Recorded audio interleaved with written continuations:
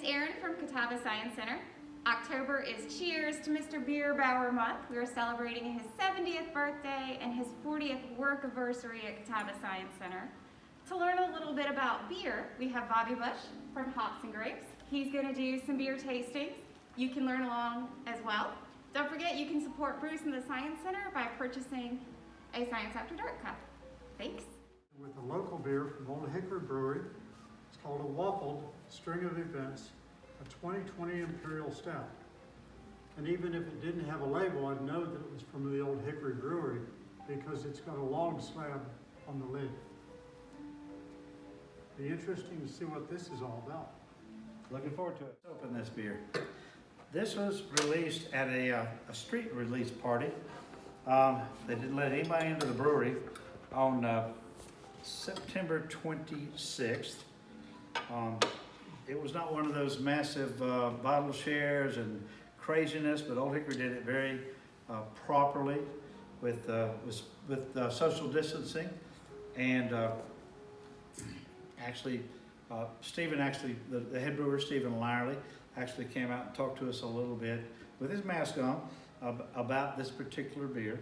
It is another version of his barrel-aged Imperial Stout that has become known as the Event Horizon, and then the varietals called the Spectrum series, of which there are 12 through the last 8 or 9 years. But anyway, this beer, as Bruce said, is a waffled string of events. So what can you derive from that? Well, it's brewed with honey, as actually most of his stouts are, to help boost the alcohol. Waffles, I started to ask him whether they were frozen waffles or they got some waffles from, I have no idea where the waffles came from. Cinnamon, which, believe it or not, in this recent release of the beer, adds a little bit of heat. Vanilla, hazelnuts, and it's aged in rye whiskey barrels, which I think adds a little different spiciness to the beer than a typical regular bourbon barrel or whiskey barrel, if you would. And as you can see, as an Imperial Stout should be, it's opaque black with a nice round head. And actually, according to the bottle, as I said earlier, you can learn a lot from reading the bottle. It was bottled on August 27th of this year, and 12 ounces. And I was looking for the alcohol content. There it is, 12.08. Let's be precise, Stephen. 12.08. The glass over the top. Olde Hickory Brewing was founded in 1994 or 1995. Stephen and I, he was not the head brewer at the time. Actually, in 1994, it opened as a restaurant. They either didn't have their brewing permit or they didn't have their brewing equipment ready to roll. But Stephen was not the original brewery, but I think he was there 6 weeks later when whomever they hired, I've never had a name for him. He was a home brewer that was in way over his head, took over the job. They released 100 cases of this beer. There's 24 bottles in a case. So 2,400 bottles. They sold them out of the brewery. They're west of the post office on the 26th of September, like I said. And this is kind of a breakfast beer, and we'll see where it goes from there.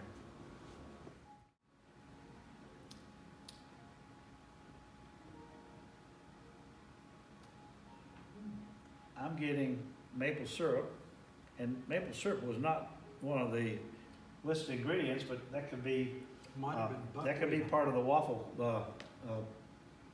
content.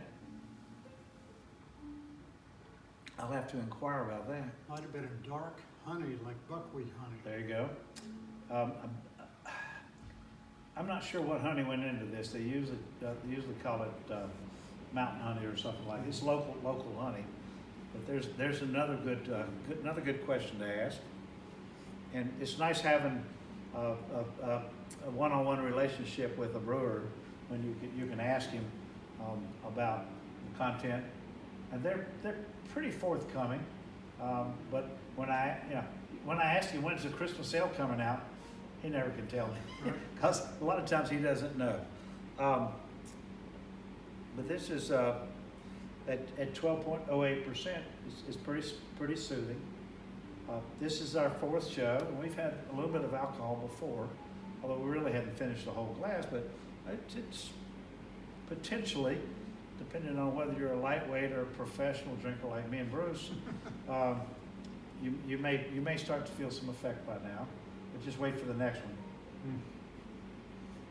Interesting history on that building that they're in.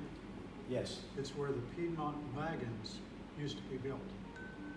Numerous years ago, I took a group from here, from Hickory, down to South Georgia to the Okefenokee Swamp and over to Cumberland Island. And in one of the barn sheds on Cumberland Island where they had other wagons was the Piedmont wagon.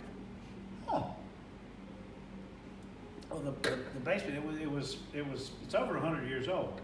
My understanding is the building was added onto at some point by the post office or someone else. But the basement floor, it's kind of on two levels with a ramp between the upper level where Carl Larley, Stephen's father, has his carpentry shop, but it's cement. But the upper level, which covers the whole thing, is a wooden floor, and it's 2x8s or 2x10s vertically. And in Carl's area in the shop, you can see, it was pine, you can see handprints on the ceiling that are over 100 years old. It's really pretty cool. That's cool. Yeah. And the Larleys are super nice people.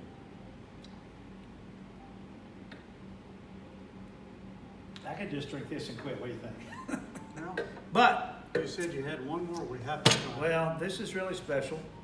I've had this beer before, but not this vintage. It's a shame to have to call a particular year of a beer a vintage because that has to do with wine, but we haven't ever come up with a better name. So this is from Firestone Walker in Paso Robles, California, which is wine growing, winemaking country, called the Central Coast. If you're ever in that part of California, really is a neat hilly green area.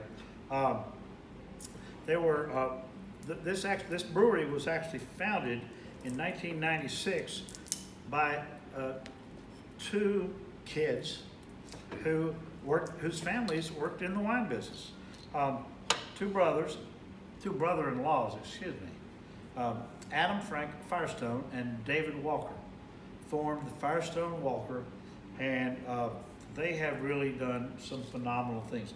Each year, unfortunately this is not that beer, but each year they release an anniversary ale that is a product of a blend of the beers they released in the previous year.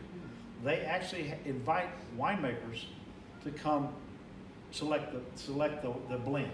They form teams from winemakers all around the Central Coast and have three or four in each team. And they choose 20% of this, 30% of that, 5% of that, whatever it may be. And then they submit their blends to the brewers who choose the ones they want to release. And it's really, really neat. But this is called, I've never really understood how to pronounce this name. It's Firestone Walker. I want to say Sukaba, but I understand from what I found online that the head brewer, Matt Brendelson, pronounces it Sukaba, S-U-C-A-B-A, which is actually, how it's spelled.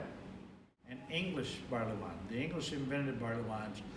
The American version of barley wine, which is a legitimate style American barley wine, it's a little hoppier, a little drier than this particular beer. So this is a 7-year-old beer from Paso Robles, California, Firestone Walker. They give a lot of information on the label, but let's try it.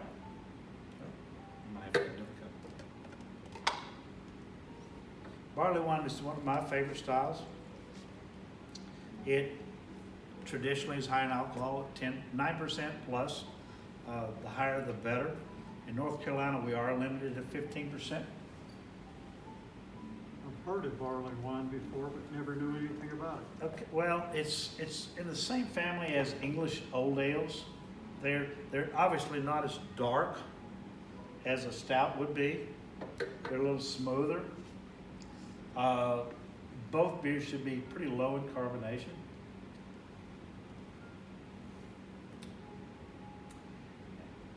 And you'd never know this, to my palate, that this is a 7-year-old beer. But it has been refrigerated for 7 years.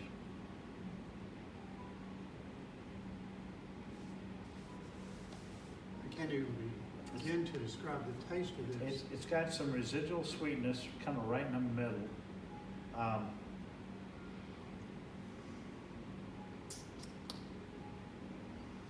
It's not overbearing in flavor. Some barley wines taste like sorghum or some kind of really overbearing syrupy taste. Actually, in terms of mouthfeel, I'm surprised it's not heavier in mouthfeel. I would call it medium at most. Yeah, but just It's really a little bit of a bite, but yet it's not a bad bite. there are hops in here, but it's not a hoppy beer. If you don't have hops in any beer, just about, it's going to taste too sweet.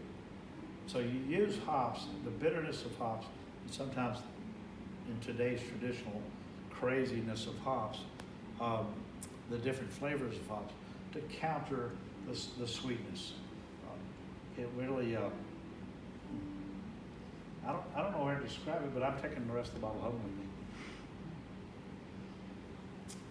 Earthy, but not licoricey, not herbal.